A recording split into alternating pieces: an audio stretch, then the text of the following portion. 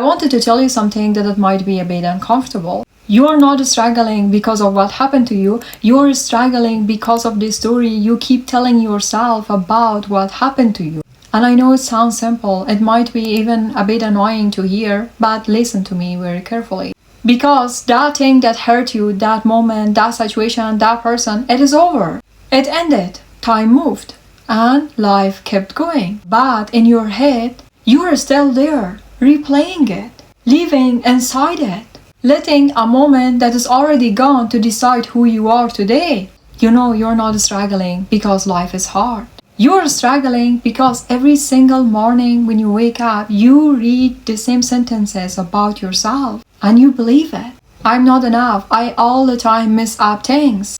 Nobody really stays. Good things didn't happen for me. You think you're being just honest about yourself, seeing things clearly, being realistic. But what if I told you those are not observations? What if those sentences aren't describing your life? They are actually creating it. Because nobody born with a broken story. Let this sink in for a second. You are not born thinking that you are not enough. You were not born believing that you didn't deserve love or things they never work out for you. Somebody told you first. Maybe it was a parent. One moment, one sentence they said on a bad day. You are disorganized. You cannot handle anything. You are too much. You will never get it right. And yes, you were little. You didn't know they were exhausted. You didn't know that sentence said everything about what they are going through and nothing actually about who you are. You just heard it and then you memorize it for the rest of your life. Because kids didn't think, oh no, that is something that they are going through. Oh no, that is their pain. Kid thinks that that must be true. That must be me. They describe what I'm not capable to do. Maybe it wasn't even your parents. Maybe it was a friend who betrayed you. Or a relationship that ended up and it made you to feel that you are not enough or you are not lovable. A teacher who made you to feel stupid. Or maybe it was a moment that you failed at something and then you decide for the rest of your life that you are a failure. And from that one thing, from that one moment, from that one sentence, build an entire identity. One line and your whole story. And here's actually the part that is really hard to hear. Ever since that story got written, you have been defeating it. When someone says something good about you, then you think, that was luck and it won't last. But you know, you're not protecting yourself from pain. You're protecting the story about your pain. That the story become more important to you than being actually happy. This is the part that changed everything. But now, bear this in mind, this story isn't just something happened to you. At some point in your life, without realizing it, you decide to choose it. And I know that sounds harsh, but hear me out. Because this story gives you something. It gives you certainty. If you already know that you are going to fail, you never have to feel the terror of actually trying. If you already know that people leave, you never have to feel the fear of letting someone in. If you already know that you are not enough, well, at least at that point you will never be surprised. This story is painful, but it is also familiar. And your brain chooses familiar pain over unfamiliar freedom every single day. That is just how your brain is wired. So what happened? You start acting out the story before even you realize it.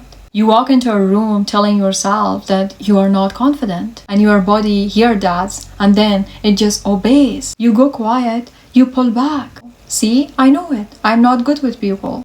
But the story created at that moment that you didn't discover the truth. Yes, you are not unlucky. You're just loyal. Loyal to a script that someone else wrote for you before you were old enough to say no. So now the real question is how you can break it. The first thing that you need to do is to separate yourself. Separate yourself from the voice that you tell yourself every single day. That voice that it never shuts up. It narrates everything. Most of the people think that they are that voice, but you are not. That voice is just a character, and you are the person who is listening to it. The second you catch it and say, there it is again, telling me that I am not enough, You have already power over it because you cannot observe something and then be controlled by it at the same time. Just noticing the voice, it is already freedom. The second thing that you need to do is to put this story on the trial. Take the most painful belief about yourself and then question it. Is this actually true, or it is a conclusion? Would I say this to the people that I love?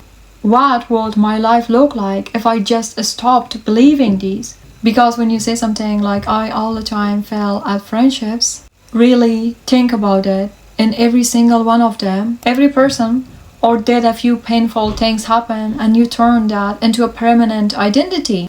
Your worst belief about yourself, it is not a fact. It is a conclusion you draw from your worst painful moments. And you never reward it again. The third thing that you need to do is to build a new sentence. Not a fantasy, not pretending that everything is perfect. Instead of I all the time fail, try to say I'm learning. And instead of saying I'm not enough, try to say I'm becoming. And instead of saying that nobody loves me, try to say I'm opening to be loved. And instead of saying I'm broken, try to say I'm healing. I know these might feel a bit small, but they are not small at all. Every sentence you repeat is a break. The old sentence says, build a present, but these new ones, they are building a door for you. The fourth thing that you need to do is to all the time collect evidence for the new story. Your brain loves proof. Your brain wants proof, and all the time it looks for proof. So what you need to do is to try to give it a different proof. The most smallest thing that you did today, write them down. Every time when someone genuinely was kind to you, receive it without questioning it.